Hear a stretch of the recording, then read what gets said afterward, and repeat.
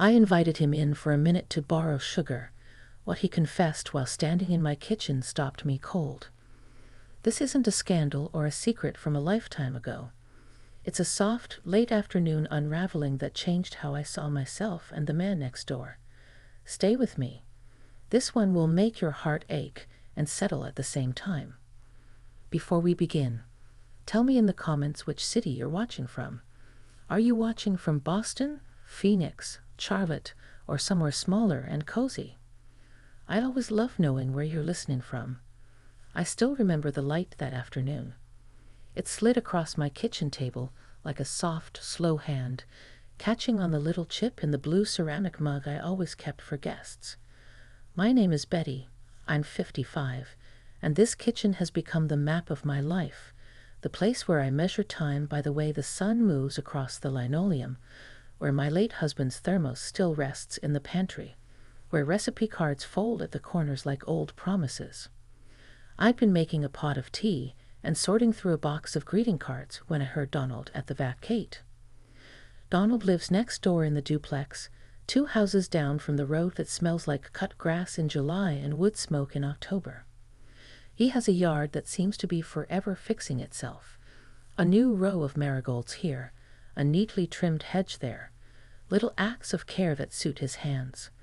We traded small favors, borrowing a hammer, collecting mail on snowy days, swapping stories about the neighbor's porch light that has never seemed to work right. In our town, everyone knows everyone to some degree, and Donald and I had been those people who knew each other's birthdays, old college rivalries, and the brand of cereal each preferred.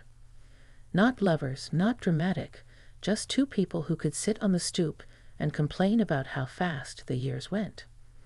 That particular Thursday, I expected nothing more than the usual nod and quick chat. When the gate clicked open, I wiped my hands on a towel and went to the kitchen window. There he was, the same comfortable jacket, the same careful stride, except his shoulders seemed a little narrower that day, as if they were carrying something soft and heavy. He knocked on the back door, just twice, and then waited, like the kind of neighbor who knows the right amount of time to give between a knock and an entrance. "Betty?" he called, voice low and a little off. "Donald," I answered, and opened the door. "Mind if I come in?" he asked. Not the casual, "Got a minute?" but a question made of careful syllables. He looked older than his years for a moment there, and I felt that little tug of protectiveness and curiosity that older neighbors sometimes feel for one another.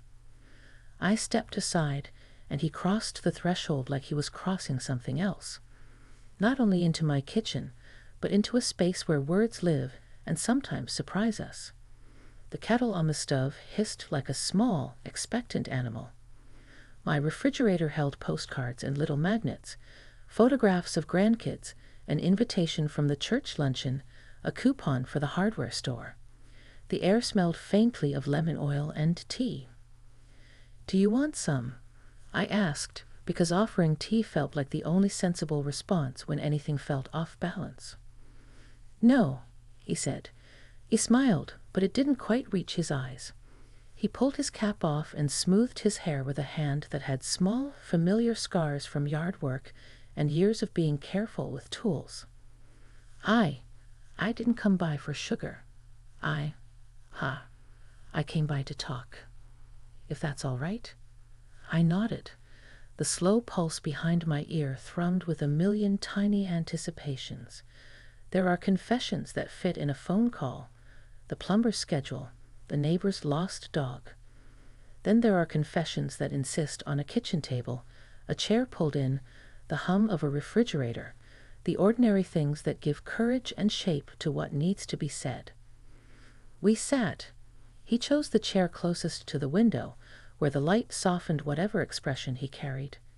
He folded his hands as if tucking a letter into an envelope and then putting it aside rather than sending it. "You know how we've always said we look out for each other?" he began. "Yes," I said. My voice came out smaller than I expected. There was a certainty in the way he asked the question, as if he already knew the answer and was only giving me the courtesy of saying it out loud. That's never been just neighborly to me, Donald said. He took a slow breath, and the room seemed to tilt toward him, every household sound holding its breath along with me. Betty, I've been meaning to tell you for a long time. I didn't know how. I thought I'd be content with what we have, but it keeps growing inside me, and it felt wrong to keep it to myself. I felt the floor tilt, not dramatically, but like someone shifting a heavy painting on the wall. My first thought, absurd and sharp, was about the time he brought over his famous lemon bars for the block party and spilled powdered sugar all over his shirt. I laughed inwardly at the memory, a tiny, reflexive thing, because memory is how we keep our steadiness when something unfamiliar arrives. Donald, I said, because calling his name was an anchor. What do you mean? He looked like a man who had rehearsed and then let the rehearsal fall apart. I mean, he said slowly, that I'm in love with you. I have been for months, maybe longer. It didn't start because of anything big. It started because you lent me your wrench the winter the pipes froze, because you taught my granddaughter how to bake bread one Sunday after church, because you hummed the same hymn my mother did when you think no one's listening. It started because you are patient and funny, and because there is a depth to you I never expected. I've kept busy and made a life, but my life has been missing something honest and soft. I know your husband was. He stopped. Aware of his misstep, he pitched forward reflexively. That small courtesy, the admission and the immediate correction, was exactly the kind of thing that had always made me feel safe around him. He was not reckless. He was not trying to steal anything that wasn't freely given. He was giving me his truth and then stepping back to see if I would reach for it. My heart beat in a place I had forgotten it lived. I had been a wife. I had been a homemaker. I had been the woman who remembered appointments and anniversaries and where everything was kept. For 5 years now, since Jim's funeral, my days had settled into a gentle predictability. Church lunches, the book club in October, crossword puzzles with a pencil worn thin at the eraser. Loneliness had soft edges, the kind you can learn to live with. It didn't hurt in a way that broke you. It was the absent note in a song you once loved. Donald sat very still. The expression on his face was honest and unembellished, earnest, vulnerable, and profoundly respectful. I don't expect anything from you but the truth, he said. I don't want to rush you or unsettle you. I wanted you to hear me, and I wanted to be honest. If this isn't what you want, I will understand. I will keep being your neighbor, and I will keep fixing your porch light if you want me to. I felt myself freeze then, not in fear, not in shock, but in a sudden, enormous responsibility. Someone had offered me a piece of themselves in a kitchen with a blue mug and a kettle on the verge of boiling. Now I had to choose how to receive it. Part of me wanted to leap forward and close the distance with a wordless warmth. Another part of me wanted to step back, preserve the life I had built, and not complicate the rhythm of ordinary days. Donald, I whispered. The sound of my voice in that gentle space carried more weight than I expected. Why now? He looked down at his hands. Because watching you through the windows, hearing your laugh across the yard, it became clear to me that life was too short to leave things unsaid. Because I worry about the small things, you missing an appointment, not asking someone for help, and I thought, if I could be more than the man who waters your plants when you're away, maybe it would be a thing worth trying. Because I'm tired of pretending that this is only neighborly. There was a quiet dignity in his admission that surprised me. He wasn't a man of melodrama. He wasn't grand.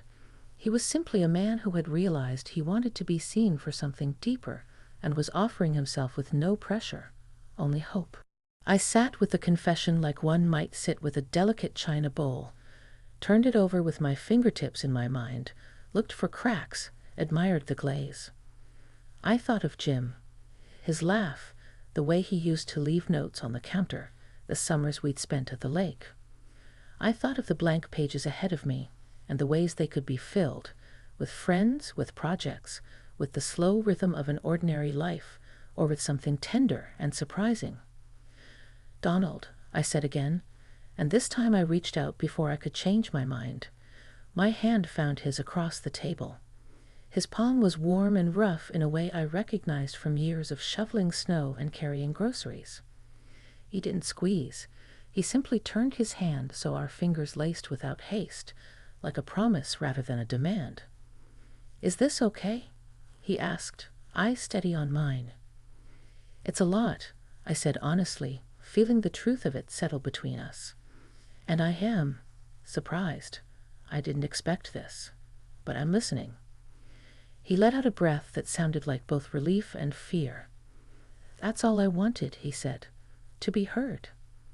We sat in the quiet, the kettle finally letting out a long exhale as steam curled and found the ceiling. Outside, a neighbor's radio drifted through the open window, playing an old song that both of us had hummed in different years. The sunlight moved, and in that moving light the kitchen felt like an island where ordinary rules paused and something honest could take shape. I thought of the men my age we've lost and of the ones who remain, quiet, open, sometimes afraid. I thought of what it would mean to accept this new thing, comfort and companionship, and the tiny daily mercies of someone who cares. I thought of the responsibilities and the town's polite expectations, and the sheer unexpectedness of having my heart both steadied and jolted in one afternoon. "There's something else," Donald said then, softer, and my breath went tight in my chest. For a moment I worried he might be telling me he was leaving town, or had a secret that would undo this fragile possibility. He reached into his jacket pocket and pulled out a small folded piece of paper. My name was written on it, in his handwriting, sure and neat. "I wrote this the other night," he said. "If you want it, keep it. If not, burn it. I only want you to know how I feel, not to trouble you." His honesty felt like a hand extended across a bridge I hadn't planned to cross that day. I could imagine burning the note, letting the words curl into ember and ash and vanish. I could imagine keeping it somewhere safe, a new little thing among the recipe cards and grocery lists. For a long time I simply watched him, the way the sunlight made silver in his hair, the unassuming courage in the slope of his shoulders. When I unfolded the paper, I read a single sentence in his handwriting. "Betty, you are more than the life you keep. Maybe we could be more for each other, if you'd like. Donald." I read it twice. I felt an ache that was not pain so much as the soft recognition of possibility. My throat tightened, my eyes blurred with something that might have been the oddest mixture of fear and gratitude. Then Donald said, very plainly, "I'll give you time. I don't want to frighten you. I want to do this right." I looked at him, then down at the paper, then back at him, and felt the kitchen swell with what-ifs and small, hopeful angles. My hand tightened on his for just a second, a small answer that was neither yes nor no, but an invitation to keep speaking. And then the moment came, the one that has a way of making time thin and crystal clear. He stood, and for a heartbeat, I thought he might leave. Instead, he came a little closer and placed the paper back into my hands. He lowered his voice. "If you ever want company to the farmer's market, to church on Sundays, or to sit on the porch and talk about nothing at all, say the word. If you don't, I'll still be your neighbor. I promise." I was still frozen when he left the kitchen that day, not because I couldn't move, but because a whole landscape of small, delicate decisions had opened up like a book in my lap. The kettle forgot to whistle. The light shifted. Outside, life went on in its usual, gentle way, but inside, on that kitchen table with the chipped blue mug and a scrap of paper folded into a square, something tender and new had been placed between us. I folded the note and set it beside my tea. I pressed my fingertips to the paper as if to verify it was real, and then, finally, let the warmth of the cup seep into my palms. My heart felt like a room where a window had been opened, a clear, cold breeze bringing with it the scent of marigolds and dust, and the faint promise of rain.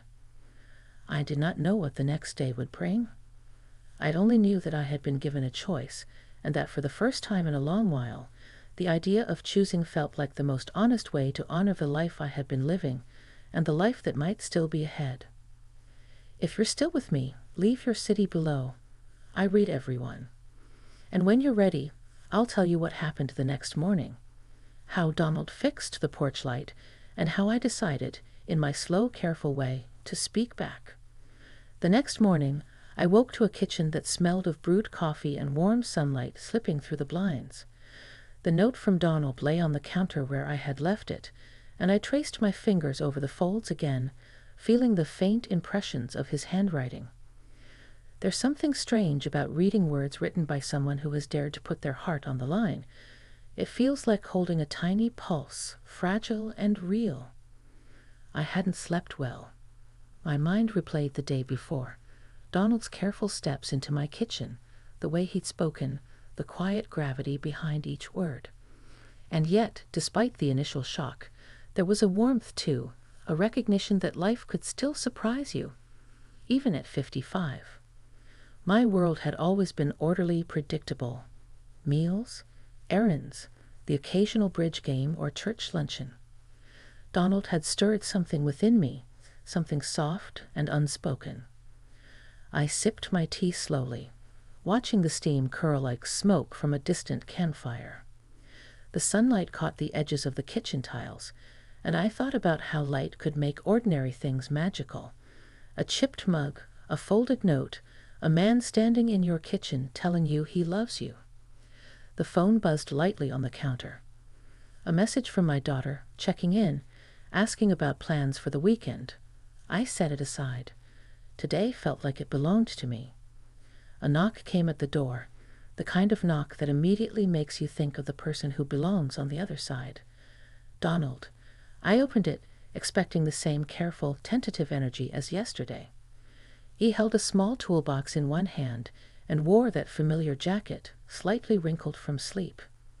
His eyes, though, had the softest light I'd ever seen, as if he had rehearsed courage in the night and it had finally settled comfortably on his shoulders.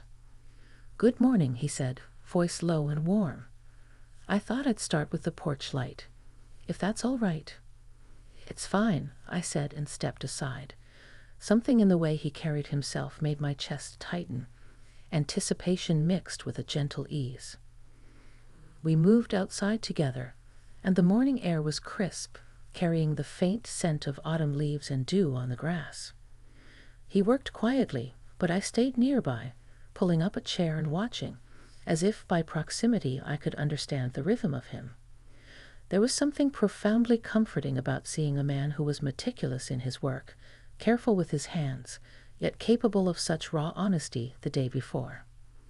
He glanced at me once and smiled. "You didn't have to stay inside," he said. "I didn't mind the company." I shook my head, smiling in return. I like watching. There's something reassuring about seeing someone take care of things. There was a pause, not awkward, but expectant. I realized then that yesterday's confession had left the air between us charged with possibility. The world didn't rush to fill it. Instead, it waited, letting us both breathe, letting our hearts settle into a rhythm neither of us had dared to name aloud yet. When the porch light was fixed, Donald wiped his hands on a cloth and turned to me. "It's done," he said simply. His eyes held mine longer than usual, and I felt the quiet weight of shared understanding. "You always make things seem so manageable," I said softly. "Even feelings that are hard to name." He chuckled, a sound like the first drop of rain on a dry sidewalk. "Maybe because I've been given good examples," he said. "And maybe because I didn't want to leave anything unsaid again. Life is too short for that." We stood there, the morning sun painting our shadows on the porch, and I felt something I hadn't felt in a long time. A connection that wasn't about obligation, or routine, or even nostalgia. It was something raw and deliberate, built on shared time, honesty, and the courage to speak without expectation. Later, back in the kitchen, we shared a second cup of tea. The conversation turned to lighter things, neighborhood gossip, the best spots for apple picking, the challenges of remembering where you put your glasses. Yet underneath the casual exchange was an unspoken current of intimacy, the way two people understand one another without needing to spell it out. At some point, he reached for the note I had folded and left on the counter. "Can I?" he asked. I nodded, feeling a flutter of something akin to anticipation and acceptance. He opened it carefully, scanning the words I'd traced the night before. Words of acknowledgement, of tentative hope, of willingness to explore what had begun yesterday. He looked up at me with an expression I could only describe as reverent. "You don't have to rush anything," he said, "but I want to be part of whatever you're ready for, even if that means just sitting together like this." I felt a warmth spread through me, the recognition of a life that could still hold unexpected kindness, unexpected care, unexpected love. "I think I'd like that," I admitted softly. We spent the rest of the morning in quiet companionship. He helped with small chores, fixing a leaky faucet, straightening a crooked picture, and I followed along, offering occasional comments, a shared smile, a soft